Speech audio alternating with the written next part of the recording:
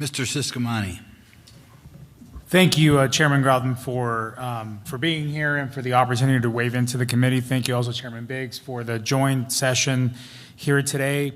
It's my privilege to be able to speak on this hearing, obviously because I work here, I work for you all, and we've been working on this issue now for the 7 months that we've been in office and even before.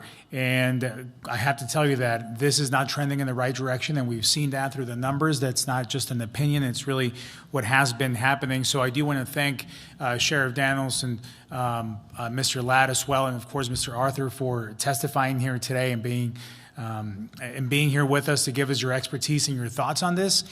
And you know, when I look at what's really happening here, and we got the reports today, and I do want to give a good shout out to the local leadership and the SABRE team that is working on this, that has been working on this, and all the people here in this hearing that have been dealing with this issue for some time now. And we've seen the comparisons from 2-3 years ago, where we were and where we are today. And again, things are not trending in the right direction, haven't been for a while. But the local leadership here, city, county, state, and we've named many of them here, have done all that they can and all that you can to help with this issue. Bottom line, this is a federal issue, and the federal government needs to step up to the plate on this, and that's exactly what we're here to do.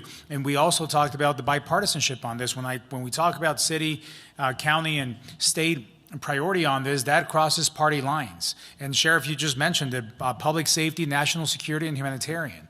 These are the three factors of what we're seeing here today. And this Tucson sector and Sierra Vista and Cochise County specifically are ground zero for this. And the questions that I want to pose here to some of you are specific in that area, and I'll take the opportunity to mention some of the things that we've been working on already. But this has been a priority for us, for you all, because you're living it day in, day out.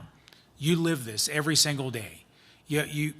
I really respect and I'm grateful for our colleagues here from other parts of the country coming here and seeing firsthand what's happening, because you really have to see it in order to understand it, in order to believe it many times and see what's exactly happening. And that's what we did today. So I'm grateful for that. Sheriff Daniels, I'll start with you. Could you please speak to the tactics that you're seeing that the cartels use now to recruit young people?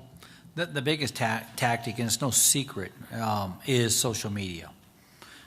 Teenagers today spend a lot of time on social media. We know that, it's no secret, and that's why we see children from the ages of 13 to 17, and then we've had them all the way up to 72 years of age, coming from all over the country. And you look at the almost 2,300 I stated earlier in my opening statement, only 131 were foreign-born or illegally in the country. Mm-hmm. The rest were all U.S. citizens coming from Florida, Chicago, 2 former law enforcement officers. I had the privilege of addressing one of them. You didn't like the consequences, but I addressed it. The bottom line is this: as long as social media fails to govern that and control that, when you can buy fentanyl off social media for $10 a pill and it delivers at your house, that's a social media drug dealer. There's no other way to put it. Absolutely. We have terrible bad actors and cartels and organized crime pushing fentanyl, and they're recruiting with social media. Obviously, I'm a co-lead on the bill here that I know that you know about, Combating Cartels on Social Media Act.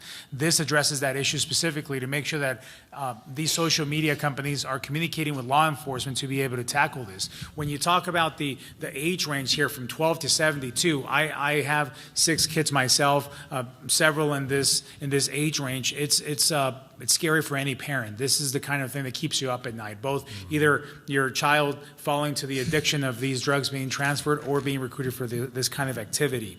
I've got several questions, and I'm running out of time here, but I'll one more question here to you, Sheriff, and then I'll move on to the next round. Another issue that seems to be plaguing our communities, particularly here in Sierra Vista, is the high-speed chases that you've talked about as well through our communities. Can you speak to the authorities that what's been happening there and how this endangers our community, not only in highways but also in residential areas? Well, the vehicle obviously is, when they get hooked up by social media, they come to our county, they pick up along the highways, out of the brush, they jump in the car, and then 100 miles an hour through. We have spent many, many hours of enhanced interdiction, many hours of policy rewrite, working with legal to make sure doing everything we can to protect our citizens and bring that high-speed pursuit to a close. And I'll say something on that, if I could, Congressman, on this is something that's not being told either is when we see young people up to a 7-year-old stuffed in the back of a vehicle and a driver going 100 miles an hour in the opposite lane of traffic at 9 o'clock at night, who's protecting that migrant? Yeah. I would say the federal government's not. We are. We're doing everything we can to safely bring these to a conclusion so we see no more death in this county because that's getting old.